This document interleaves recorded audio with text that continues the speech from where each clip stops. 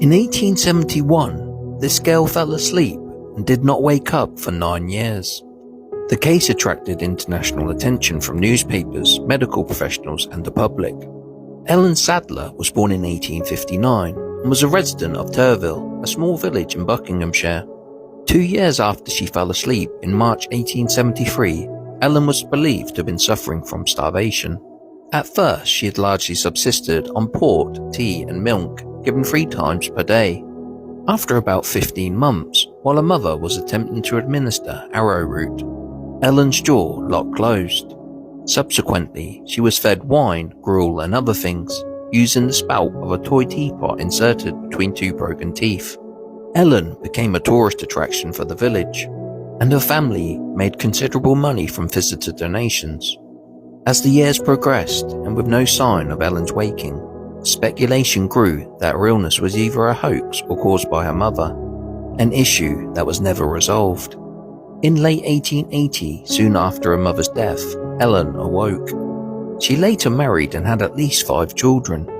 She passed away in 1925, aged 66. The house that she lived still exists and is now known as Sleeping Cottage. These lost photos reveal a heartbreaking story. They were found inside an old Victorian album that I bought from an auction. Luckily, his name was written on the back, so today I will tell you his story. James Leonard Saunders Parry was born in 1881 in Llanfairpwll, Wales, to Thomas Wilding Parry and Margaret Rhoda Andrew. His father was a timber merchant from Llanfairpwll and his mother originally from Edinburgh. In 1891, the family lived at Midlothian Mount. He had a sibling, Gertrude, who was born in 1889, and the family had 1 domestic servant. In 1901, James was born in Lewisham. He is listed as an articled clerk. Sadly, his mother passed away in 1906. On the 2nd of April 1909, aged 28, he was admitted to the North Wales County's Lunatic Asylum, which was opened in 1844.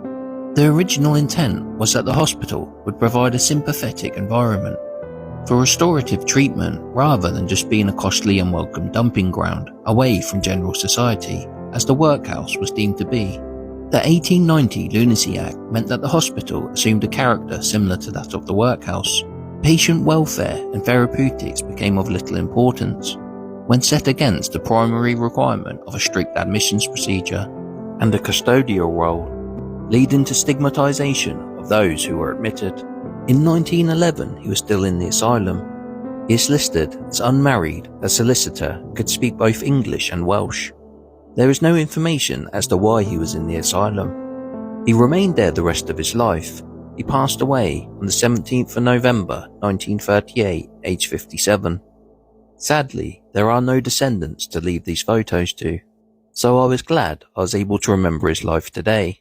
So rest in peace, James. You will be remembered. This man was admitted to the lunatic asylum in 1892, and today I will tell you his story. His name was William Johnson, and when he was admitted he was aged 27. The initial facts observed is he is of sullen disposition, and I've seen him breaking over the wall of the building and break windows. He refuses to answer questions and is quite incoherent when he does speak. It went on to say, the master informs me that he is constantly escaping from the premises if he is not carefully watched, and was found one night by the riverside divesting himself of his clothes. He exposes his person to women and children. He is frequently found playing with pebbles and throwing them into his mouth. October 24th, 1894. Patient is very dull, stupid and demented. His memory is very defective and he does not know his own age. July 27th, 1897. Patient has been somewhat suicidal and dangerous to others, for which causes he has been sent to Ward 4. He is now very depressed, talking much to himself. His bodily health is fair. October 5th, 1898. He is excited and exalted. He says the Queen is his mother and he has more right to the house than any living man. April 15th, 1899. Has a delusion that he is Rip Van Winkle, and after 21 years in this asylum is entitled to take to the world again. He's wrongfully detained here and wants a title, William V, and 5 million as compensation. Health fair, works in ward. October 19, 1899. This patient is silent and reserved and rarely speaks except in reply to a direct question. He is still considered to be suicidal. He is poorly nourished, but his health in general is fair. April 17, 1900. Patient is not so depressed as he was, and is not now considered actively suicidal. Bodily condition remains about the same. November 21, 1901. Suffers from hallucinations of hearing. He continues sullen, depressed and apt to be impulsive at times. Bodily health is satisfactory. July 18, 1903. This patient continues silent and reserved with outbursts of abusive and threatening language. Bodily condition poor and reduced. February 20, 1904. Still often abusive and threatening, especially at night. Sullen, reserved and suspicious. Bodily condition poor and reduced. This is the last record we have for William.